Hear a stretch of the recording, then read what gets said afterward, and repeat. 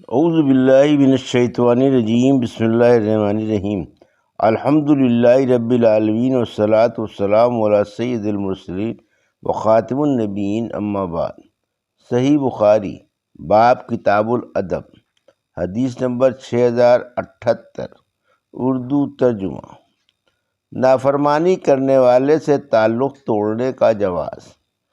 حضرت کعب رضی اللہ عنہ نے بیان کیا کہ جب وہ نبی کریم صلی اللہ علیہ وسلم کے ساتھ غزوہ تبوک میں شریک نہیں ہوئے تھے تو نبی کریم صلی اللہ علیہ وسلم نے ہم سے بات چیت کرنے سے مسلمانوں کو روک دیا تھا اور آپ نے 50 دن کا تذکرہ کیا۔ ہم سے محمد بن سلام نے بیان کیا، کہا ہم کو عبدہ بن سلیمان نے خبر دی، انہیں حشام بن عروہ نے، انہیں ان کے والد نے، اور ان سے حضرت عائشہ رضی اللہ عنہ نے بیان کیا کہ رسول اللہ صلی اللہ علیہ وسلم نے فرمایا، میں تمہاری ناراضگی اور خوشی کو خوب پہچانتا ہوں۔ ام المومنین نے بیان کیا کہ میں نے عرض کیا، یا رسول اللہ، آپ کس طرح سے پہچانتے ہیں؟ فرمایا کہ جب تم خوش ہوتی ہو تو کہتی ہو، ہاں محمد صلی اللہ علیہ وسلم کے رب کی قسم، اور جب ناراض ہوتی ہو تو کہتی ہو، نہیں ابراہیم کے رب کی قسم۔ بیان کیا کہ میں نے عرض کیا، جی ہاں، آپ سب کا فرمانا بالکل صحیح ہے، میں صرف آپ کا نام لینا چھوڑ دیتی ہوں۔ حدیث نمبر 6079، اردو ترجمہ۔ کیا اپنے ساتھی کی ملاقات کے لیے ہر دن جا سکتا ہے یا صبح اور شام ہی کے اوقات میں جائے؟ ہم سے ابراہیم بن موسیٰ نے بیان کیا، کہا ہم کو حشام بن عروہ نے خبر دی، انہیں معمر نے، ان سے زہری نے، دوسری سند، اور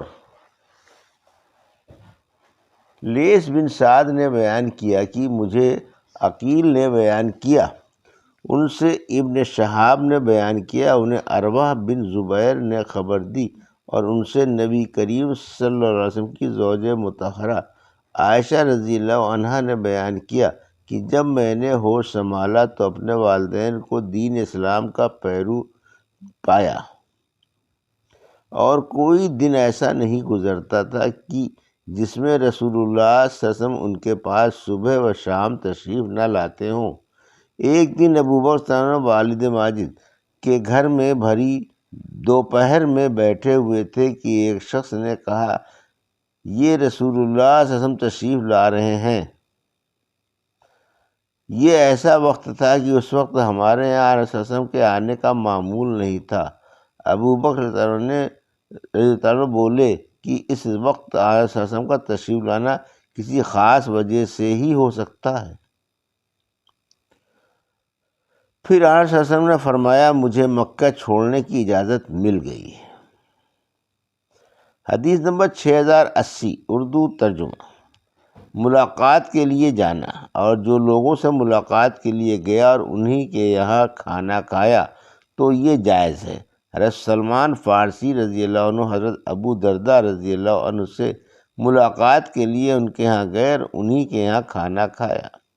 ہم سے محمد بن سلام نے بیان کیا، کہا ہم کو عبد الوہاب شخفی نے خبر دی، انہیں خالد خدا نے، انہیں سیدنا انس بن سیرین نے، اور انہیں انس بن مالک رضی اللہ عنہ نے کہ رسول اللہ صلی اللہ علیہ وسلم قبیلہ انصار کے گھرانے میں ملاقات کے لیے تشریف لے گئے اور انہی کے یہاں کھانا کھایا۔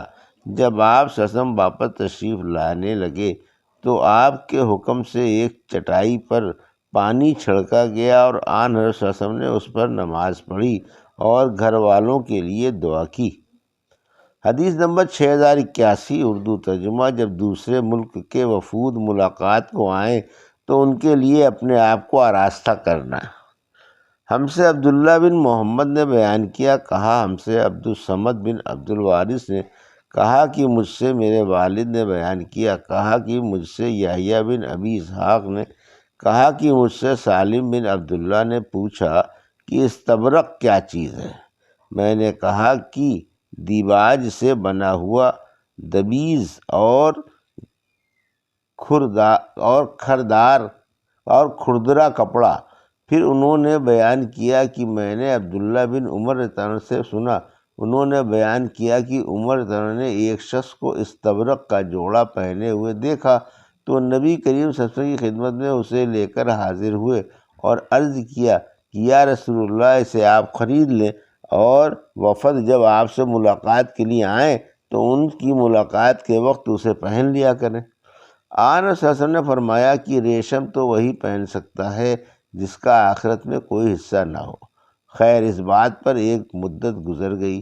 پھر ایسا ہوا کہ ایک دن آپ صلی اللہ علیہ وسلم نے خود انہیں ایک جوڑا بھیجا تو وہ اسے لے کر آپ صلی اللہ علیہ وسلم کی خدمت میں حاضر ہوئے اور عرض کیا، آپ صلی اللہ علیہ وسلم نے یہ جوڑا میرے لیے بھیجا ہے، حالانکہ اس کے بارے میں آپ اس سے پہلے ایسا ارشاد فرما چکے ہیں۔ آپ صلی اللہ علیہ وسلم نے فرمایا کہ یہ میں نے تمہارے پاس اس لیے بھیجا ہے تاکہ تم اس کے ذریعے یعنی بیچ کر مال حاصل کرو۔ چنانچہ ابن عمر اس حدیث کی وجہ سے کپڑے میں ریشم کے بیل بوٹوں کو بھی مکروہ جانتے تھے۔ حدیث نمبر 6082، اردو ترجمہ۔ کسی سے بھائی چارہ اور دوستی کا اقرار کرنا۔ اور ابو حذیفہ وہب بن عبداللہ نے بیان کیا کہ نبی کریم صلی اللہ علیہ وسلم نے سلمان اور ابو دردہ کو بھائی بھائی بنا دیا تھا۔ اور عبد الرحمن بن عوف نے بیان کیا کہ جب ہم مدینہ منورہ آئے تو نبی کریم صلی اللہ علیہ وسلم نے میرے اور سعد بن ربیع کے درمیان بھائی چارگی کرائی تھی۔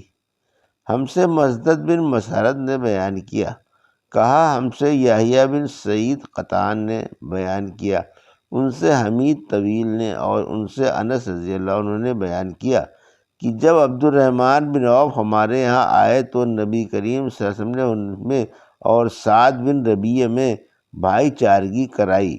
تو پھر جب عبد الرحمن بن عوف نے نکاح کیا تو آن حضرت صلی اللہ علیہ وسلم نے فرمایا کہ اب ولیمہ کر، خواہ ایک بکری کا ہو۔ حدیث نمبر 6083، اردو ترجمہ۔ ہم سے محمد بن صباح نے بیان کیا، کہا ہم سے اسماعیل بن زکریا نے بیان کیا، کہا ہم سے عاصم بن سلیمان اخول نے بیان کیا، کہا کہ میں نے حضرت انس بن مالک رضی اللہ عنہ سے پوچھا، کیا تم کو یہ بات معلوم ہے کہ نبی کریم صلی اللہ علیہ وسلم نے فرمایا کہ اسلام میں معاہدہ یعنی حلف کی کوئی اصل نہیں؟ انس رضی اللہ عنہ نے فرمایا کہ آپ صلی اللہ علیہ وسلم نے خود قریش اور انصار کے درمیان میرے گھر میں حلف کرائی تھی۔ حدیث نمبر 6084، اردو ترجمہ۔ مسکرانا اور ہنسنا۔ اور فاطمہ رضی اللہ عنہا نے کہا کہ نبی کریم صلی اللہ علیہ وسلم نے چپکے سے مجھ سے ایک بات کہی تو میں ہنس پڑی۔ ابن عباس رضی اللہ عنہ نے کہا کہ اللہ ہی ہنساتا ہے اور رلاتا ہے۔ ہم سے حبان بن موسیٰ نے بیان کیا، کہا ہم کو عبداللہ نے خبر دی، کہا ہم کو معمر نے خبر دی، انہیں زہری نے، انہیں عروہ نے اور انہیں حضرت عائشہ رضی اللہ عنہا نے کی رفاع کرتی نے اپنی بیوی کو طلاق دے دی اور طلاق رجعی نہیں دی۔ اس کے بعد ان سے عبد الرحمن بن زبیر رضی اللہ عنہ نے نکاح کر لیا، لیکن وہ نبی کریم صلی اللہ علیہ وسلم کی خدمت میں حاضر ہوئیں اور عرض کیا، یا رسول اللہ، میں رفاع کے نکاح میں تھی لیکن انہوں نے مجھے 3 طلاقیں دے دیں۔ پھر مجھ سے عبد الرحمن بن زبیر رضی اللہ عنہ نے نکاح کر لیا، لیکن اللہ کی قسم ان کے پاس تو پلو کی طرح کے سوا اور کچھ نہیں، مراد یہ کہ وہ نامرد ہیں۔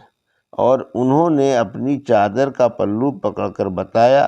راوی نے بیان کیا کہ حضرت ابو بکر رضی اللہ عنہ کے پاس بیٹھے ہوئے تھے اور سعید بن عاص کے لڑکے خالد حجرے کے دروازے پر تھے اور اندر داخل ہونے کی اجازت کے منتظر تھے۔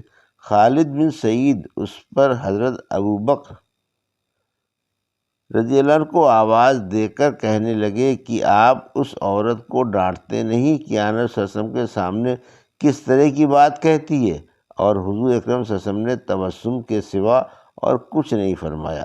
پھر فرمایا غالباً تم رفاع کے پاس دوبارہ جانا چاہتی ہو، لیکن یہ اس وقت تک ممکن نہیں ہے جب تک تم ان کا یعنی عبد الرحمن رضی اللہ عنہ کا مزہ نہ چکھ لو اور وہ تمہارا مزہ نہ چکھ لیں۔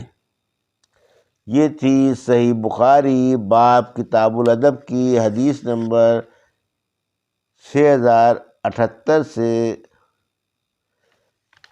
6084 کا اردو ترجمہ جو ابھی آپ نے سماعت فرمایا۔ اللہ سے دعا ہے کہ اللہ من حدیثوں کی صحیح سمجھ عطا فرما اور ان پر عمل کرنے کی توفیق عطا فرما، آمین یا رب العالمین۔